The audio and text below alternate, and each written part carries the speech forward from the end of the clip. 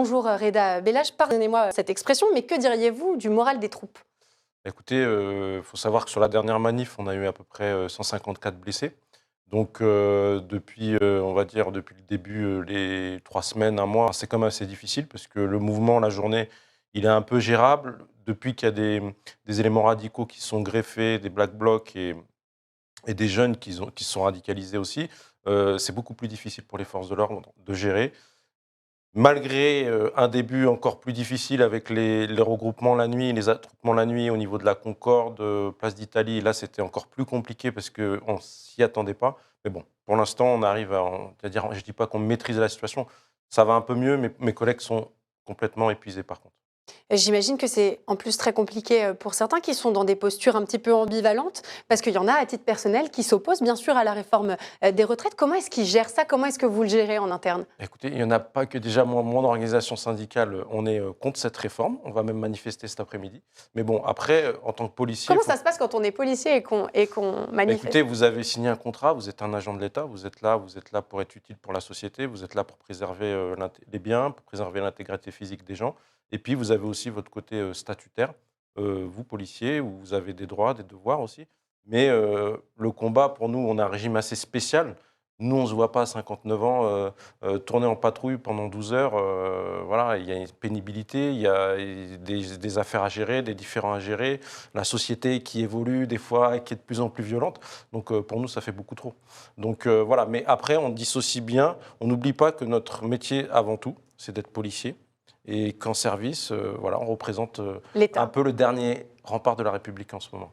Et donc, ce qui est intéressant et ce que je comprends à travers vos mots, c'est que vous êtes sensible à leurs revendications, Bien sûr. aux revendications des personnes qui vont manifester aujourd'hui. En revanche, vous êtes contre les violences qui peuvent en découler et donc les éléments radicaux dont vous parliez. Oui, bien sûr, parce que nous, Unité GP, en tout cas, on manifeste, on va dire maintenant, on est obligé de dire le mot pacifiquement, c'est dommage, mais bon, on manifeste. La manifestation, elle est encadrée, il y a un service d'ordre. Ça se passait très très bien au début.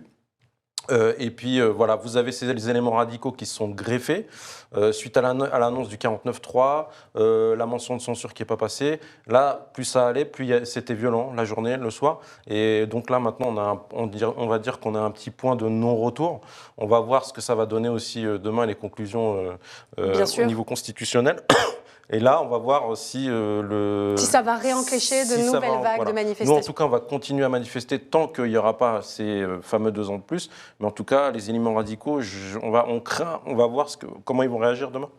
Alors justement, face à ces violences, aux débordements dont vous parliez bien sûr, comment est-ce que vous gérez les après-manifestations? Est-ce que certains, dans les rangs, refusent d'y retourner, sont tellement bouleversés, parfois épuisés, voilà, qui mentionnent le fait de ne pas vouloir y retourner? Non, en fait, ce qu'on fait, c'est que nous, on sensibilise, dans le cadre du dialogue social, les hiérarchies de la préfecture de police en ce qui concerne en tout cas l'Île-de-France. Et par exemple, dans certains services, on arrive à obtenir pour les collègues des repos exceptionnels pour pouvoir récupérer, qui doivent prendre d'ici au 31 décembre. Mais on est là à attendre que la vague se calme, puisque vous avez certains services comme par exemple les Bravem dont on a beaucoup parlé. On a oublié de dire que ces collègues-là, ils faisaient des vacations de 12 heures. Donc quand vous êtes sur une manifestation le jeudi après-midi et que déjà c'est un peu chaud et que vous en prenez plein la gueule, excusez-moi le terme, et que le soir, comme ça est arrivé souvent, vous êtes à 23 heures, donc 10 heures après encore, vous devez faire face à des gens qui sont hostiles avec les forces de l'ordre. Oui, C'est on très, arrive à un très, stade très... d'épuisement très Voilà, élevé. voilà, Je vous exactement. propose qu'on écoute Laurent Nunez, donc préfet de police de Paris, qui a réclamé des condamnations plus fermes ce matin sur le plateau d'Apolline de Malherbe. Est-ce que vous le rejoignez? Est-ce que pour vous, en effet, une des réponses à ces débordements, c'est d'aller sur des condamnations plus fermes? Oui, je suis tout à fait d'accord avec les propos de monsieur le préfet de police, parce que déjà, il faut savoir qu'il y a une seconde chose, c'est que savoir si les gens que vous interpellez, nous, on est agent de police judiciaire. Après, vous avez l'officier de police judiciaire qui va placer en garde à vue l'individu. Donc nous, on est habilité pour constater ces faits-là. Et puis quand on remet en question du fait qu'on ne défère pas ou qu'il n'y a pas de poursuite judiciaire vraiment au niveau pénal, nous, on est mis en porte-à-faux. Déjà, nous, dans notre amour-propre de policier, parce qu'on s'est fait... là, on se bat pour des collègues qui ont été victimes de violences, des gens qui ont été victimes, des manifestants pacifiques qui ont été victimes de violences, des commerçants qui ont été victimes de dégradation, etc. Et là, dans ce cas-là, la problématique à laquelle on doit faire face, c'est que derrière, en plus, quelle image on donne aux policiers? C'est-à-dire qu'il y a certains, on ne va pas faire de politique, mais très extrêmes à gauche qui n'apprécient pas trop la police. Et là, aujourd'hui, on leur donne à ces gens-là du mot à graindre. Et on donne du mot à graindre aux gens qui sont extrêmement violents. Parce que, voilà, on veut dire que, limite, la police fait des arrestations arbitraires. Limite, on est à la limite. Et c'est la question que les gens se posent. Parce que quand vous voyez que vous avez à un moment 200 si les interpellations... arrestations n'aboutissent pas, voilà. Quid de leur véracité et de la légitimité de ces dernières. Exactement, c'est exactement ça. Et ça c'est un vrai problème sociétal. Il ne faut pas oublier, c'est important que nous, policiers, quoi qu'il arrive, on sera toujours là pour protéger les gens, malgré le fait qu'on soit contre cette réforme. Alors je me permets de préciser bien sûr que des débordements, il y en a eu aussi parfois dans vos rangs. Comment est-ce que vous l'expliquez? Est-ce que pour vous c'est le résultat d'un ras-le-bol? Est-ce que c'est des choses que vous condamnez fermement? Oui, alors, faut toujours partir du principe que, malheureusement, il faut savoir que sur les enfin pas malheureusement, déjà sur les manifestations, qu'elles soient les attroupements de nuit ou la journée, les manifestations légales qui partent un peu en vrille par rapport aux éléments radicaux, aujourd'hui tout le monde a un portable. Donc si vraiment il y aurait vraiment des violences, comme disent certains on en a vu quand même. Oui, on a vu. C'est ponctuel. Alors on a vu des bouts d'images. C'est ça qui est intéressant, parce qu'il faut savoir aujourd'hui que chaque policier sur le maintien de l'ordre est équipé d'une caméra. Si on prend la caméra de chaque policier et que les policiers avaient le droit d'utiliser eux aussi, comme font certaines personnes, en filmant à l'instant T une scène, je pense qu'on n'aurait pas le même résultat. Parce qu'il faut savoir qu'en maintien de l'ordre, vous avez des sommations verbales. Donc quand vous dites à des personnes une fois, deux fois de quitter les lieux, si jamais au bout d'une fois, deux fois, ça dépend du dispositif, ils ne quittent pas les lieux, alors oui, on a le droit de faire usage de la force. Ce que vous voulez dire, c'est que les images qu'on peut voir parfois, il faudrait avoir l'avant, l'après, pour comprendre le contexte dans lequel elles interviennent. Exactement. Donc pour vous, il n'y a pas de débordement. Ça n'existe pas. Alors non, je dis pas non. Bien sûr qu'il y a des incidents, comme je vous l'ai dit tout à l'heure. Quand vous faites une vacation, des fois souvent de 12 heures, et que vous êtes battu de 14h à 16h30, parce qu'on l'a vu certaines fois, dès le début des manifestations, il y a eu les éléments radicaux qui ont commis des violences policières et des dégradations. Donc, que ce soit les compagnies d'intervention de la direction de l'ordre public et de la sécurité, de la circulation, pardon, ou que ce soit les gendarmes mobiles, ou que ce soit les effectifs locaux, ils ont été pris à partie tout de suite. Et du coup, tous ces collègues-là, ou les camarades gendarmes, font des vacations quand même assez longues. Si le soir en plus, parce qu'on ne va pas dire aux policiers, vous rentrez chez vous et puis vous revenez à 23h. Donc c'est les mêmes effectifs qui restent sur place. Et vous demandez aux mêmes effectifs de rester toujours objectifs, de rester, malgré qu'il y ait encore des gens qui commettent des violences, je pense que c'est très difficile. Et ça doit être pris en compte. Donc c'est difficile qu'il n'y ait pas d'incident. Donc oui, des fois il y a des incidents. Je comprends ce que vous expliquez sur les incidents.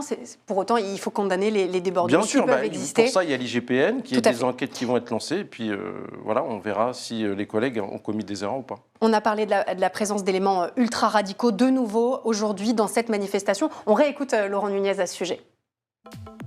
Un bon millier d'éléments ultra-radicaux, ça donne le ton, bien sûr, de la manifestation d'aujourd'hui. Comment est-ce que vous l'avez préparée, cette manifestation? Alors, en général, vous faites une reconnaissance du parcours, soit le soir, soit la journée. Et souvent, on a eu des surprises en tombant sur des battes de baseball, des objets non contendants qui vont servir à détériorer, par exemple, se procurer des pavés ou des objets qui puissent lancer sur les forces de l'ordre ou pour commettre des dégradations. Ensuite, vous avez les contrôles aussi qui ont été remis en place depuis quelques semaines au niveau de la périphérie, je vais parler pour Paris par exemple, au niveau de la périphérie de Paris, vous avez les contrôles routiers, vous avez également les contrôles dans les transports en commun. Je sais que sur l'avant-dernière journée, on avait une quinzaine d'interpellations, ça a permis une quinzaine d'interpellations avec des gens qui étaient armés. Et du coup, là, vous enlevez des éléments et du coup, vous pouvez, à titre préventif, essayer de limiter les dégradations et les violences. Apparemment, on est loin de la dernière journée de grève. Donc, je vous propose quand même qu'on écoute Sophie Binet rapidement, la nouvelle secrétaire générale de la CGT, qui mentionnait leur volonté de poursuivre ce mouvement. Quelle feuille de route si la mobilisation continue, s'étale encore sur plusieurs semaines, plusieurs mois? Au niveau du maintien de l'ordre? Oui. Écoutez, on va continuer comme ça a été fait au début, parce qu'il faut savoir que moi j'ai participé aussi, ce qui est normal, aux manifestations. Au début, quand ça se passait très bien, les policiers, enfin les gendarmes mobiles ou les policiers se mettaient sur les côtés dans les rues adjacentes du parcours. Et il y avait aucun problème. Voilà. Aujourd'hui, c'est un peu plus différent. On est obligé de s'adapter. On a été très très loin, on va dire, avec les attroupements de nuit, parce que ça, c'était une réelle surprise. Et les attroupements de nuit, c'était pas déclaré. Du coup, c'est très difficile à situer. Oui, la prévention est impossible. Exactement. Et donc derrière, ça s'emballe vite. Oui, le premier jour, le second jour après ce qui s'est passé sur la place de la Concorde, le préfet, police a pris des mesures, a fermé certaines rues, ça, pour que la manifestation, parce qu'il y avait pour la contenir. Oui, il y avait eu des dégradations dans les rues adjacentes.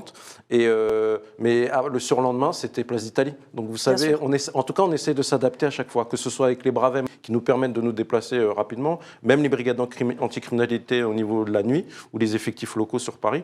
Et puis voilà, on s'adapte au jour le jour. Et on suivra ça de près. Merci beaucoup, Reda Bellage.